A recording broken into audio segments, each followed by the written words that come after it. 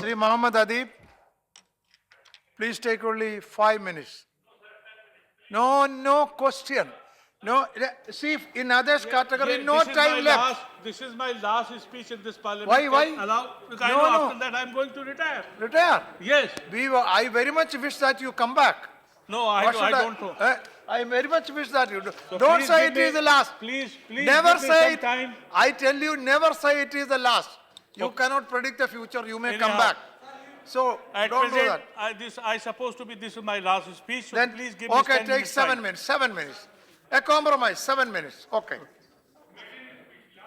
मैं Last. Home ministry 7 की बहस में शायद तीसरी या चौथी बार बोल रहा हूं मिनिस्टर साहब। मैं समझता हूं कि अगर पुलिस रिफॉर्म करने की हिम्मत या ऐलान कर सकते हैं आप, तो इस बहस से फायदा है, और नहीं तो ये सिर्फ वही एक गुफ्तगू होकर रह जाएगी। बहुत दुख के साथ, यकीन के साथ कहना पड़ता है कि हिंदुस्तान की पुलिस शायद दुनिया में सबसे ज़्यादा मुतासिब और बाइस पुलिस होकर रह गई है। उसकी कुछ वजूहात हैं, मैं आपको दिखाना चाहता हूँ। थोड़ा सा वक्त मुझे दिया है इन्होंने, इसलिए मैं बताना चाह रहा हूँ। आपके होम मिनिस्ट्री में 22 अगस्त 2012 को मैंने ये मालूम किया था कि हिंदुस्तान में कितने लोगों को आपने जेलों में बंद रखा है, कितने सालों से। तो 22 अगस्त को जवाब में ये कहा गया, information is being collected to be inform you later on. 2 साल हो गए, कोई खबर नहीं आई। इसी मसले पर पासवान जी ने दोबारा एक सवाल किया दिसंबर 2012 में, तो कहा गया कि ये कोर्ट के केसेस हैं, हम अभी बता नहीं सकते। मैं आपसे अर्ज करना चाहता हूँ, मैंने जो बात आपसे कही वो ये कि अनुभव भारत, इसके जो लोग जेल में बंद हैं, हमारे एक ATS के चीफ महाराष्ट्र के रघुवंशी जी ने अगस्त 2005 को एक खत लिखा कि आइए हमारी पुलिस को ट्रेन करिए। ये खत मेरे पास है। उस खत के बाद वो ट्रेनिंग दी गई, और ट्रेनिंग के बाद फिर 5 सितंबर को रघुवंशी जी ने रायकर को और पुरोहित को ये लिखा कि आपकी ट्रेनिंग से मेरी फौज को पुलिस को बहुत फायदा हुआ है। मुझे नहीं मालूम, मैंने सवाल किया इस हाउस में कि वो कौन से लोग हैं जो पुलिस की इस प्रोग्राम से मुतासिर हुए हैं, वो लोग जिनका कहना ये है। अब मैं आपको ये बता दूं कि ये हमारे कर्नल पुरोहित साहब और रायकर साहब के बारे में, उनके एक साथी जेल में बंद हैं जिनका नाम मेजर रमेश उपाध्याय है, जिन्होंने मुझे 15 फरवरी सन 13 को जेल से खत लिखा और ये कहा कि मैं जेल में कसूरवार नहीं हूँ, लेकिन पुरोहित की वजह से बंद हूँ।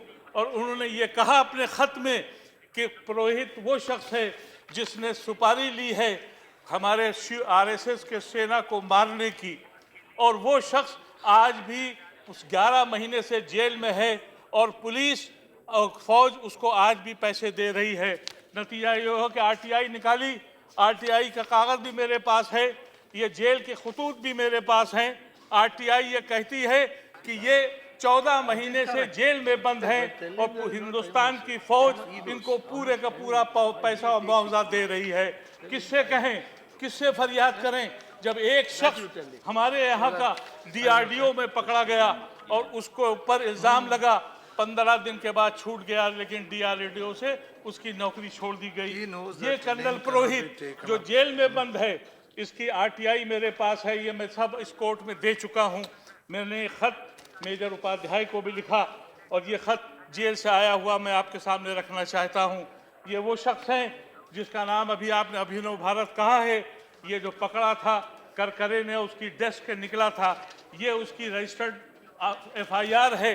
इस FIR में वो कहते हैं, जो अभिनव भारत वाले हैं, कि हम इस कॉन्स्टिट्यूशन को मानते नहीं हैं। वो कहते हैं कि हम इस प्रेजेंट गवर्नमेंट को नहीं मानते, और इसमें जो हम सरकार बनाएंगे वो हिंदू राष्ट्र होगा और मनु स्मृति और वेदास की बुनियाद पर ये बनेगा।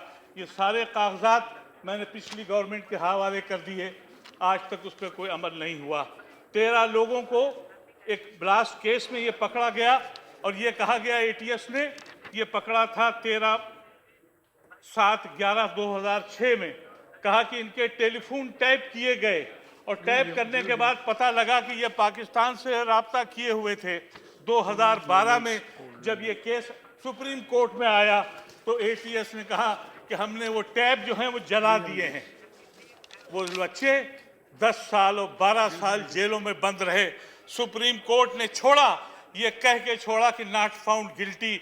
मुझे ये बताया जाए जिनकी जिंदगियां 12 साल तक आपने छीन ली, उनकी जिंदगी का मुआवजा कौन देगा? आपने उन पुलिस वालों के ऊपर एक्शन क्यों नहीं लिया? इसलिए नहीं लिया कि वो पुलिस वाले झूठे इल्जाम लगाकर तमगात लेकर तरक्कियां करते रहे और आप उनकी वाहवाही करते रहे। ये तो वो सब चीज़ें हैं जो मैं आपके सामने रखना चाहता हूं। और ये उस हुकूमत ने किया जो आज पावर में नहीं है।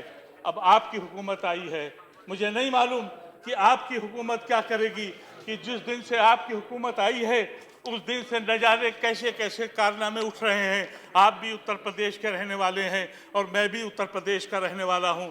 जिस तरीके से सोशल मीडिया पे जो हो रहा है, 1 महीना पहले बुलंदशहर में एक फोटो आया कि प्रॉफिट मोहम्मद, माफ़ कीजिएगा ये अल्फाज हमारी ज़बान से निकालने मुनासिब नहीं है, लेकिन सोशल मीडिया पे कहा गया उसने अपनी बेटी से शादी कर ली है। उसकी एफआईआर की गई, आज तक एक्शन नहीं हुआ। आप बताइए कि आपसे क्या कहा जाए कि इन पुलिस वालों ने क्या किया है। हम मुसलमानों ने, होम मिनिस्टर साहब, 65 साल में कभी जिना की तलाश नहीं की। हमने गांधी को ढूंढा, उसकी सदा आपने हमको ये दी। हमसे ये पूछते हैं कि आज भी हम मुश्तबा और मशकूक इस मुल्क में। और इस पुलिस का क्या हाल है? जिस दिन से आपकी हुकूमत आई है आपने शहरों और गलियों में मुसलमानों का निकलना मुसीबत कर दिया है। न जाने कहां से तगड़िया और सिंगल और कौन कौन से लोग निकल पड़े हैं। अरे कहने दीजिए, इसलिए कि उनको खौफ नहीं है। मैं ये समझता हूं कि जब सैयां हुए कोतवाल तो डर किसका। आज जब ये कैफियत हो गई है, होम मिनिस्टर साहब, दिलों को जीतने की बात करिए। मेरे पास इतना खजाना है, ये क्या करेंगे? ये शर्म आनी चाहिए इन लोगों को शर्म आनी चाहिए। जब ये मैंने रिपोर्ट पिछले होम मिनिस्टर को दी तो उसने ये कह दिया कि हिंदू आतंकवाद हुआ है। अगर उसका किसी मुसलमान का हो तो कहा जाए जिहादी है, लेकिन अगर पुरोहित पकड़ा जाए तो वो हिंदू नहीं है। लेकिन हाँ, अगर कोई दूसरा पकड़ा जाए तो मुसलमान है। इस दिल के अंदर झांक के तो देखते। वो पुलिस, वो निज़ाम जिसकी पुलिस बेईमान और मुतासिब हो जाए, वो मुल्क कभी तरक्की नहीं कर सकता। मैं आपसे इल्फाज के साथ कहना चाहता हूँ कि हमने इस मुल्क को कुछ ख्वाब देखे थे। इस मुल्क के ऐसे दिलों पर मत करिए जहाँ हमको शक और शुबहे में देखा जाए। मैंने आपसे पहले भी कहा कि कोई कौम ऐसी नहीं होगी जिसने अपना खून बांटा हो और गांधी की आवाज पे कहा हो कि आओ हम तुम्हारे साथ आते हैं। 65 साल के बाद श्री मोहम्मद अदीब, प्लीज कंक्लूड। इस तरह की पुलिस, कोई थाने चले जाइए, आप पूछते हैं श्री मोहम्मद अदीब, प्लीज कंक्लूड। मैं आपकी बात खत्म करना चाहता हूं। होम मिनिस्टर साहब मेरे उत्तर प्रदेश के हैं, मैं उनकी इज्जत भी करता हूं। मैं समझता हूं कि आप वही होम मिनिस्टर बनिए जिसके नारे आपने लगाए हैं सरदार पटेल के। अगर सरदार पटेल के नारे लगाए हैं आपने और हिंदुस्तान के होकर बनना चाहते हैं तो वो हरकत न कीजिएगा जो अब तक की गई है। हम लोगों को इसे एहसास मत दिलाइए, हमें सेंस ऑफ बिलोंगिंग डेवलप कीजिए, हमारे दिलों से खौफ हिरास को दूर कीजिए, तभी आप तरक्की कर सकते हैं। नहीं आपके ख्वाब कभी पूरे नहीं होंगे। बहुत बहुत शुक्रिया आपका। Okay, thank you.